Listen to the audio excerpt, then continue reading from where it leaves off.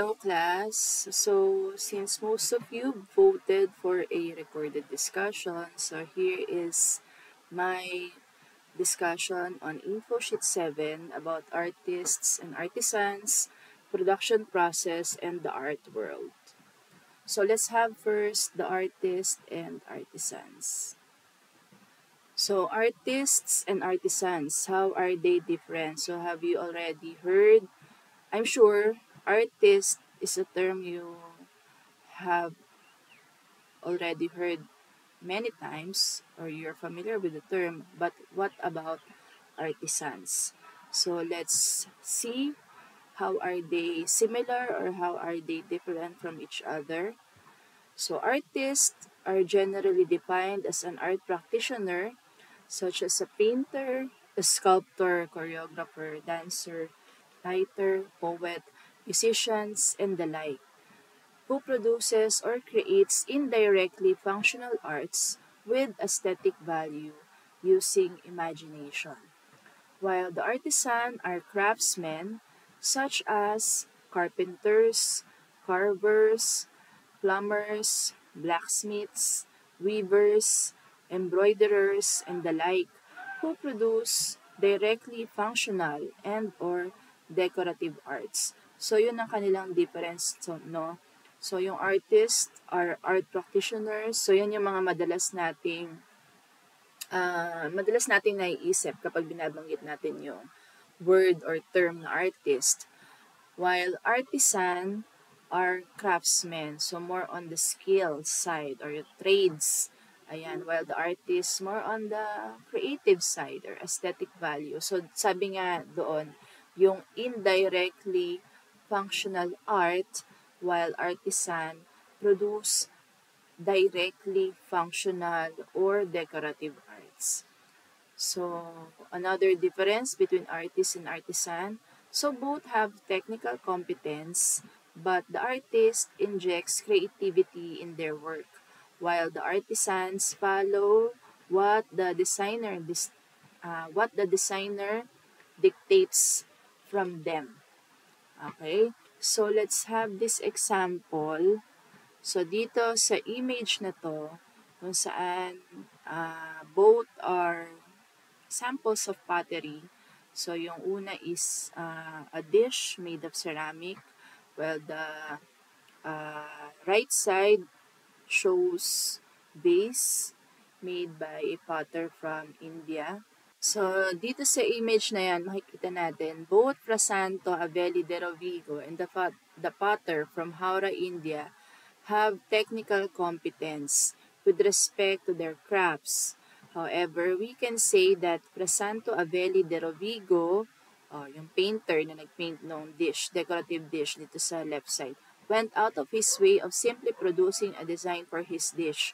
He painted a scene in it, making use of the contours of the dish to emphasize the central figure in the painting. On the other hand, the potter from Haura, India, can be said to follow a replicable form of a vase, so he can create multiple copies. Ayan. So, both are forms or samples of pottery, pero itong nasa left side is gawa nga ng isang artist, painter, Frasanto Avelli de Rovigo, while the left side is made by an artisan who is a potter from India. So, may aesthetic value din yung vase, pero ano siya, kumbaga replicable nga, no? He can create multiple versions of this vase kasi he is using the same technique to come up with this vase. Okay, so yan yung masasabi natin na ito, si Prasanto is an artist while itong potter from India is an artisan. So next, another difference between an artist and an artisan. An artist is involved in a process of adventure and discovery in working with his or her medium, while the artisan is concerned exclusively with the manipulation of material to produce expected design. So, yung artist, he or she is free to apply yung kanyang creativeness, yung kanyang imagination dun sa ipoproduce niyang artwork. Kumbaga yung kanyang emotion or feelings, pwede niyang i-apply dun sa kanyang artwork na gagawin. While the artisan, ang kanyang focus is yung technique, kung paano niya mabubuo yung expected output na hinihingi sa kanya, yung manipulation of the material, while the artist is free to explore kung ano yung medium na gagamitin niya for his artwork. Okay, so another sample in this image, ayan, in his paintings, Van Gogh was in the process of discovering his style of representing forms through colors placed close to each other without mixing. Our eyes blend them together to see the gradations and thereby acknowledge three-dimensional form in the flat surface of the painting.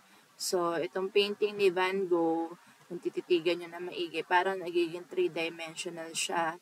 On the other hand, the Panuelos design is a work of art itself. So, it is yung nasa yung nasa right side natin is a handkerchief called panuelo as an object that was reproducible. Its designer must have employed embroiders. The embroiders must have been focused on the technique, repetitive floral patterns, rather than creating a design themselves. So, since yung panuelo, meron designer kung paano niya bubuuin itong handkerchief na to, nag-employ siya ng mga embroiderers para ma-achieve itong ganyang design. Tapos, mare-replicate din, di ba? Pwedeng for consumption ng public, di ba? For selling, ayan. So, yan yung difference between artist and artisan. Okay, another difference, the artist, para sa kanya, technique is only a means to an end, while the artisan, technique is an end itself. So, ano ibig sabihin nun?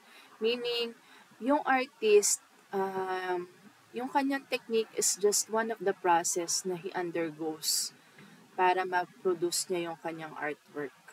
Okay? Kumbaga, marami siyang pwede i-apply kasi nga meron siyang freedom, creative freedom para ma-incorporate dun sa kanyang binubuong artwork.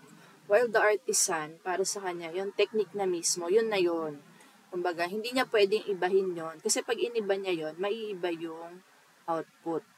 Okay, so yung technique, yun na yung end, sabi niya, yun na yung end itself. So, in this example, so both are types of paintings. Okay? So, Cézanne is situated in history as a post-impressionist painter. So, yung nasa left side natin is a painting by Cézanne. This means that he belongs to the line of artists reacting to the traditional academic style of painting. His technique, in a way, is similar to Van Gogh. So, kanina, di ba, meron tayong example from Van Gogh.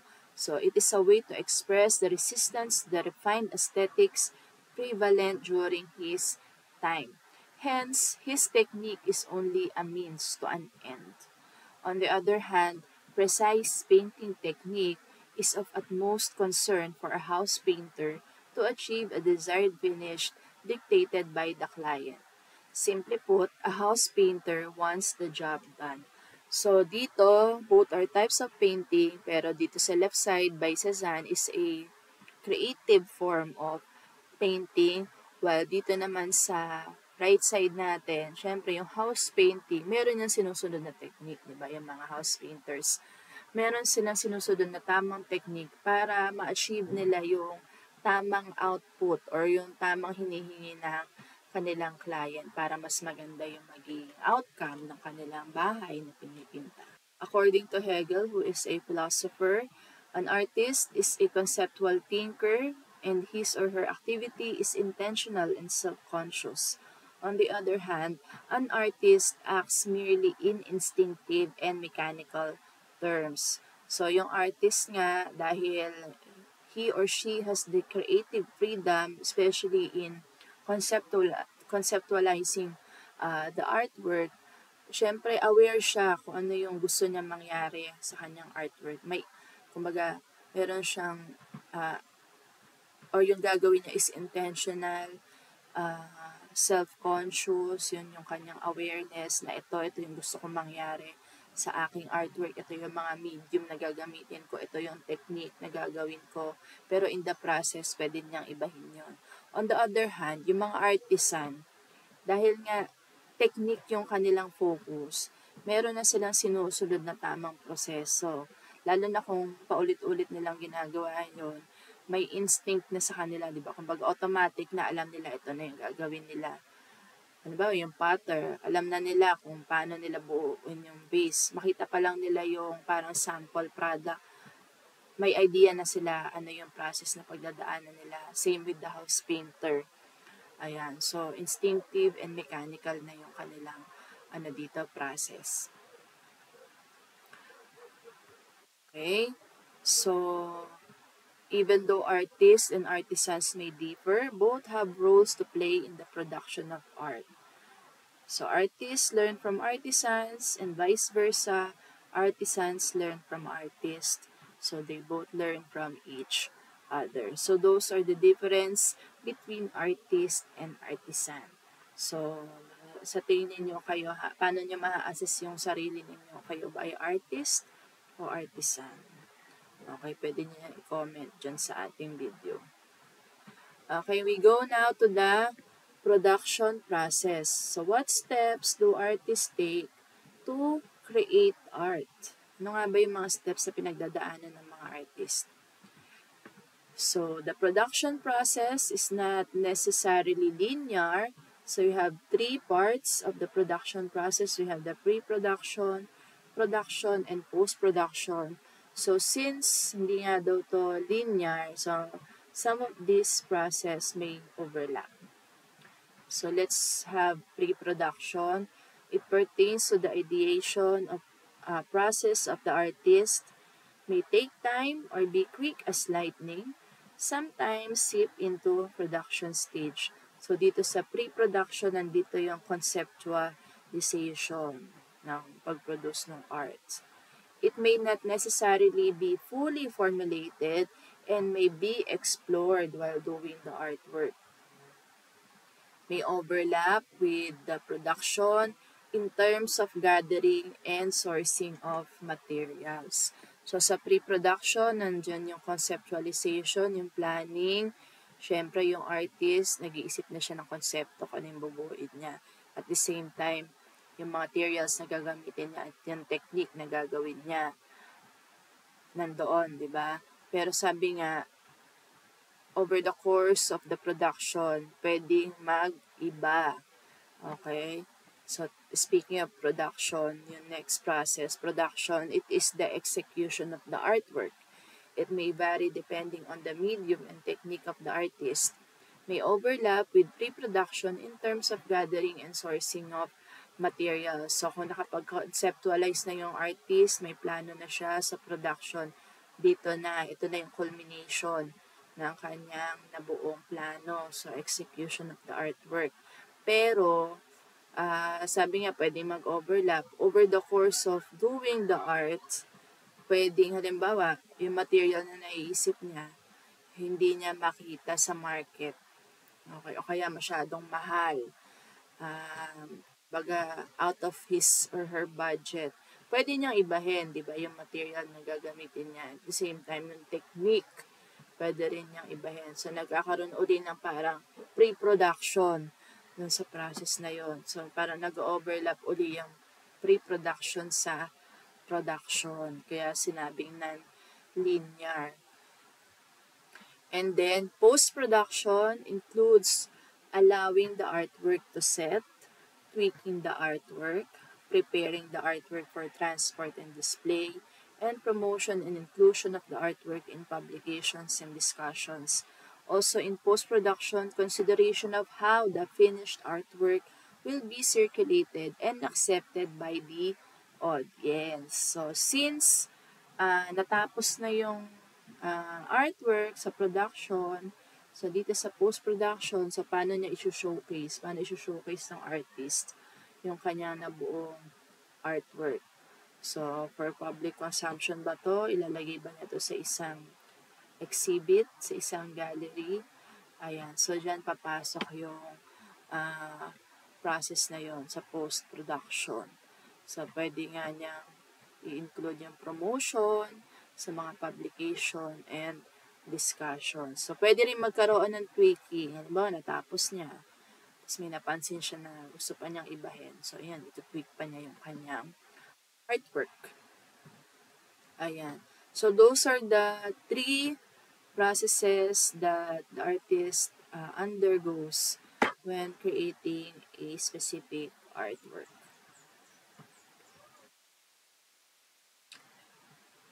Okay, next topic about the art world. Who are the people in the art world? So these are individuals and groups that participate in the art world. Sometimes these individuals or groups overlap. So we have the artists and artist groups, academe and art writers, art collectors, art institutions, art museums and galleries, art curators, and the public. So ano ba yung kanilang mga ginagawa sa art world? So, artists and artist groups, they are the producers of artworks. Artist groups are social fellowships that enable collaborations and exchange of knowledge, skill, and technique. So, dun sa ating slide, dito sa ating slide, makikita natin are 2 contemporary artist organizations in the Philippines. We have Dakila, Philippine Collective for Modern Heroism, and RESBAC, which means Respond and Break the Silence Against the Killings. So some of these contemporary artist organizations, meron silang mga advocacy. Okay? Kaya ganyan yung kanilang mga group names. Meron silang mga advocacy sinusulong. Then next is the Art Academy. The Academe is a formal institution for instruction about art practice and production. So the first academy for the arts in the Philippines was the Academia de Dibujo y Pintura, established by Damian Domingo. So this information was also shared dun sa ating Philippine art history. So, ayan yung first academy for the Arts in the Philippines, founded on October 8, 1823 by Damian Domingo in Binondo, Manila, with the help of Sociedades Económicas de Amigos del País. So sa ngayon, the College of Fine Arts of the University of the Philippines in Diliman traces its history to this academy for drawing and painting. Ayan. So, yung UP College of Fine Arts, kumbaga yung kanilang foundation based dito sa Academia de Dibujo y Pintura. Okay, next we have art writers. So, some of them are art historians or art critics. They write about art. The main aim of art historians is to contextualize artworks in their place and time in history, di ba? Kaya nga tayo may mga information na nakukuha about different periods or different artworks in different periods na, di ba, natakal natin dun sa Western art history and dun sa ating Philippine art history. Art critics naman, they write about art to help the public understand and appreciate art. So for us, the common public, sometimes, di ba, nahihirapan tayo intindihin yung ibig sabihin ng mga artists sa kanilang mga artworks. So yung mga art critics, sila yung nagtatranslate niyan para sa atin, para mas ma-appreciate natin ano ba yung nilalaman ng mga artworks na yon. Okay? Then we have art collectors. They are the patrons of art. They buy finished artworks or commissions artists to create specific artworks for their desired purposes. So, yung mga art collectors, I'm sure they have the money, di ba? Most of them are rich because they have the money to buy very expensive artworks. Kasi lalo na yung mga original artworks, they are very expensive. Siyempre, meron na yung appreciated value. Okay, so habang tumatagal, mas nagmamahal. Okay, kaya naman yung mga art collectors talaga, lalo na yung mga mayayaman, marami silang funds pambili ng artwork kasi additional asset din nila yan. Okay? Then art institutions are institutions or organizations, even independent projects focused on the development and or preservation of art. They may be private organizations or government mandated organizations and can be housed in the academe or in art museums or galleries. So itong nasa image natin, example yan ng art gallery or art institution in Ateneo. So Ateneo Art Gallery at the Ateneo Gallery, Ateneo de Manila University. Then, art museums and galleries are common platforms for exhibitions of arts. They house important artworks and artifacts. So, yun yung madalas nating alam na yung mga artworks, makikita natin sila sa mga museums and galleries. Pero today, platforms for art are not only limited to museums and galleries. Social media is a platform too that can be used to showcase these artworks and artifacts. So we have an example here, the Philippine National Museum of Arts located in Manila. So dun sa ating assignment, diba, meron kayong virtual tour ng National Museum. So ginamit na nila ng technology to showcase din yung mga artworks na makikita sa National Museum. So aside sa National Museum, we also have Metropolitan Museum of Manila along Rojas Boulevard and the Vargas Museum in UP Diliman. Then we also have Menca Museum kung mapupunta kayo sa Baguio City and Lopez Museum in Pasig City. Actually, meron pa rin iba, gaya ng Ayala Museum, and also dun sa bandang Antipolo, parang meron din yata dun yung Pinto, I'm not sure with the name, but parang Pinto Art Museum. Ayan, so pwede natin i-visit yung mga museums na yan to see various samples of artworks and artifacts. The next, art curators are responsible for organizing exhibitions in galleries or museums. They are also responsible for researching and developing themes for exhibitions and responsible for coordinating with the artists. So parang sila yung nagiging middleman, di ba, ng mga artists papunta sa mga galleries or museums. And parang sila rin yung nagpaplano ng mga exhibits. Ayan, yung mga art curators. Para syempre, ma-experience ng public. So speaking of public, the public is the general audience of the art world. Today, the art scene is continuously opening itself to the public from small shows by independent groups to grand exhibitions by big names in the industry. So ngayon, hindi na lang yung mga may kaya ang nakaka-experience ng mga ganitong exhibitions or artworks. So aside from us going to the galleries or museums, nagkakaroon din ng showcase through exhibitions, especially during art history or art month.